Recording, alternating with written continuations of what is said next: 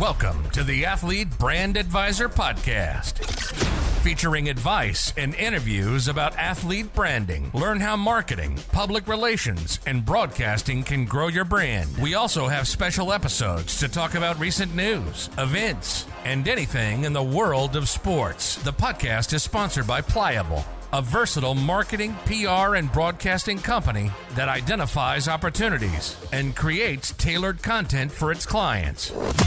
Now it's time to roll. Here's your host, Greg Glynn. Thanks, and welcome to the Athlete Brand Advisor Podcast. Greg Glynn with you here for episode 1, our first episode, which will give you insight on me and also into the future for the podcast. Now, as most podcasts do, this will be our first episode where you learn about the podcast. I'm going to give you some of my personal background and my personal brand so that you can learn about me and why I started this podcast. So I'm Greg Glynn. I'm the Athlete Brand Advisor and also the founder and CEO of Pliable. My career has been mostly spent working in the sports industry. Sparked initially, of course, as many of us have happened to us. As a young kid, I loved growing up playing sports. I grew up in Massachusetts, where I played a lot of sports, from baseball to golf. Now, in my junior year of high school, there was a defining moment for me. I was actually diagnosed with spondylolisthesis and spondylolysis, and really, in non-doctor speak, that means a slipped disc. It meant, well, I wasn't going to be able to play hockey again, which was really hard for me at the time. And so I decided, how was I going to use this as an opportunity? And when I did that, I thought about, okay, well, how can I stay involved with the hockey team? What can I do? Because I love hockey so much. So I actually ended up starting broadcasting my high school hockey games on the local cable access television station. And this actually turned out to be a defining moment in my career. It was this opportunity that launched the beginning of my broadcasting career. And I had found my passion. I was able to be on the air and broadcast sports. So then I realized, even in high school, what I wanted to do. And I really felt blessed with that opportunity because it let me really select a great college that was going to forward my career in broadcasting.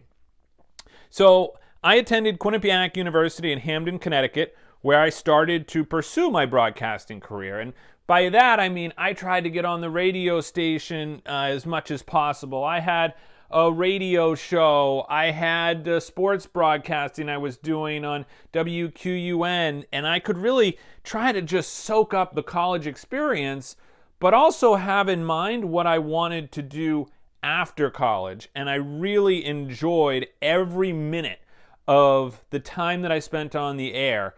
And also reporting. I started to focus in more on being a member of the media, being a journalist. What does that mean?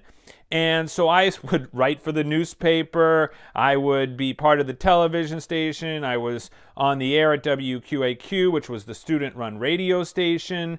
As I said, I had a great radio show. It was called The New York City Boys and the Bostonian. It was with my roommate, Emilio Cerullo, and his friend Mike LaBella. And you can imagine what happens when you get someone from Massachusetts, the Bostonian, which was me, and two New York City boys, as they called themselves, and the discussions we would have, the arguments we would have over the Red Sox and the Yankees and the Mets, and just that rivalry. Because we were in Connecticut, you had to remember this is kind of like the clash of the two regions. You kind of have a lot of students from the Massachusetts area. You have a lot of students from that New York, New Jersey area. So it was really fun to be able to just talk about sports constantly, especially with my roommate Emilio, who was my roommate, by the way, for all 4 years. And we really hit it off, and so glad that we're still friends today. But I also think it was an opportunity for me to, again, be involved in sports. I love sports. So it wasn't just the hockey games that I was interested in broadcasting. I enjoyed doing everything from volleyball to basketball.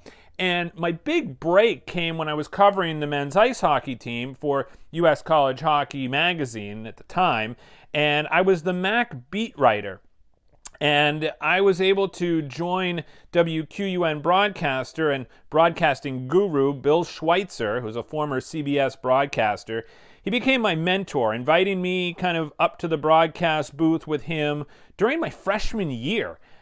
Interestingly enough, one of the assistant coaches, Duncan Fletcher, was doing some games. He was providing some color, but he was obviously tied up in his coaching responsibility as well. So when he found out that I wanted to be a broadcaster, he was like, "You can gladly take my place." And I was like, "Okay, that sounds great."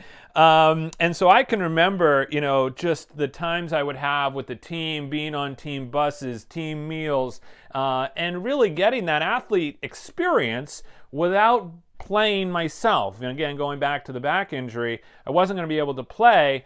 And what I started to realize is this actually was starting to become part of my personal brand. And the team had given me the nickname Triple G because I had 3 G's in my name. And they realized that kind of stuck. And it even went down as simple as they just started calling me Triple.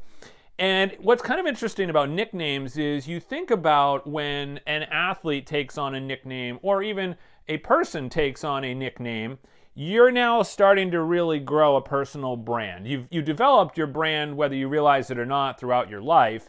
But at some point, you're going to get stuck with a nickname, and you really want to make sure you like it. And I really embraced Triple G. I thought it was a great nickname. But it would change as I continued on in my career, and here's what I mean by that. So after my time at Quinnipiac, and I'm so grateful to Bill Schweitzer, again, who I keep in touch with, of course, thanks to Facebook, but he really gave me a ton of advice and gave me the opportunity to have experience in the broadcast booth. So after graduating with a degree in mass communications and a minor in marketing, I was hired by the Portland Pirates in the American Hockey League as their team broadcaster. I spent 5 seasons with the team, living my dream as a broadcaster. And I can tell you that if you ever get a chance to work in minor league sports, take the opportunity, because you will get a chance to build several skills. You wear a lot of different hats, but that experience is really valuable as you grow your career, and here's why. So I had a chance to not only broadcast the games where I was working obviously up in the broadcast booth, but I was handling our community relations, I was handling our team services, I was handling our media relations, I was handling our website. And I started to realize that there were a lot of things that I was doing that I also enjoyed in addition to the broadcasting. And one of those was working closely with the players and the media. And I would help them get media interviews. We would go to morning radio stations and do morning interviews. And trust me, when you've got a hockey player waking up at 7 a.m. to do a radio show, they better bring the energy. So for all of you athletes out there listening, when you do interviews, you've got to bring the energy, no matter what time the interview is. But the point is, I really enjoyed all of my time. I built some great relationships with a lot of the players on the team, and I still keep in touch with many of them today. And I even also, I'll tell you my favorite moment, which is interesting, is kind of, again, a defining moment for me, was back in 2006. We had a great run in the Calder Cup playoffs, ended up playing the Hershey Bears in Game 7. And it ended up being the most memorable call of my career. Now, it wasn't a positive for the Pirates, who I was the team broadcaster for, but I remember it being the pinnacle moment where the most amount of people were listening. The Pirates fans were awesome. They would tune in. Of course, we're out in Hershey for Game 7, so not many of them could come to the game. And you knew there were so many people hanging on every word that you were saying. And unfortunately for the team, that Game 7 went into overtime, and Eric Fair scored from the right circle, and I can still see it in my brain very clearly today. But when I had that call about him scoring, I felt as though I was really able to convey in my play-by-play the emotional loss and what I was feeling, because I knew there were tons of other Pirates fans feeling the exact same way. And so, interestingly enough, after that season, I ended up having a back injury in 2008. So again, going back to kind of the personal brand, when you have an injury or a chronic condition, it can become part of your brand, and you've got to embrace it, and you've got to figure out how you're going to use that to propel you into something else. So after my back surgery, spinal fusion in 2008, I realized that getting on buses, almost up to 40 hours a week wasn't going to be ideal for me. So I had to again refocus. And what I did is in 2009, joined NMC, which is a public relations and marketing agency in Augusta at the time. And I was able to hone my skills in public relations by working with a wide range of clients across a lot of different industries. And I also learned a lot of skills, much more this time on the public relations side of things. Had a lot of great memories and relationships. I even can remember some of my fondest memories were actually when I was working with athletes. So we had a chance to work with the Maine Beer and Wine Distributors Association, and they partnered with Olympian Julia Kluge from Augusta, and we were able to work together over 6 years. I helped her with her athlete brand and also promote and create much more awareness for the Maine Beer and Wine Distributors Association and their responsibility campaign. And I remember working with her on media training, community appearances. We went to more than 60 high schools across the state where she would talk about responsible decision making. So we were in many different high schools in many different situations. She's signing posters, we're meeting kids, and that was kind of when social media was growing and it wasn't to where it is today.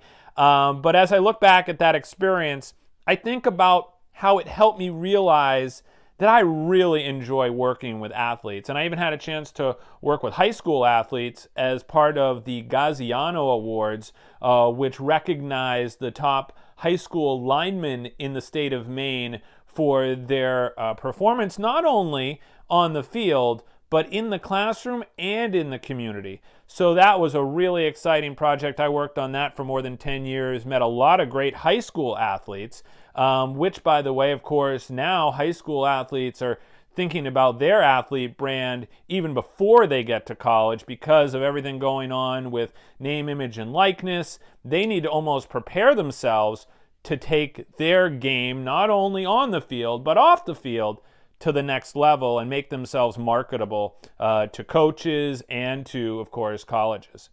So when I then finished my time at Marshall Communications, I started my own marketing, public relations, and broadcasting company called Pliable.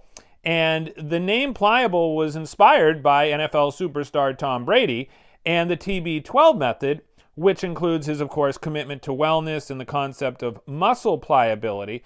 And I've been using the TB12 method since 2019. I actually started right at the start of COVID. And it was about 2 years later that I really started to see the results of what I had been doing with my eating, with my muscles and working out and resistance training. And I really believe strongly in pliability, especially with everything I've had with my back. It has changed my body, and it has also changed the way I think about life. And so it's kind of these same values, which I call attitude, gratitude, and effort, are three things that you can control. So when I had a back surgery or when we face adversity, coaches talk about it. We're going to try and control what we can control. Well, I can tell you that if you think about it hard enough, there are three things in life you can control: your attitude, your gratitude, and your effort. And that's something that athletes are very familiar with, and I encourage you to think about that and how you can integrate that into your personal brand. So as you think about this podcast and what it is going to do, I want to bring in athletes and people in the sports industry that understand or can provide advice to athletes, and also bring in athletes who have had experiences with athlete branding and also growing their brand at several different levels, from high school to college to pro. And we're going to talk about the role that personal branding and athlete branding can play in your life and how early it starts, how people's careers are different, how they're similar, and also, most importantly, how you can market your athlete brand. So, at the end of the day, this podcast is for you, the listeners, the athletes that want to benefit from the advice. That's right, you. This is who the podcast is for. So, if you ever have any guest ideas or topics for the podcast, please send our production staff an email at pliablemarketing@gmail.com. I'm Greg Glynn. I'm glad you could tune in, and stay pliable. Thanks for listening to the Athlete Brand Advisor Podcast.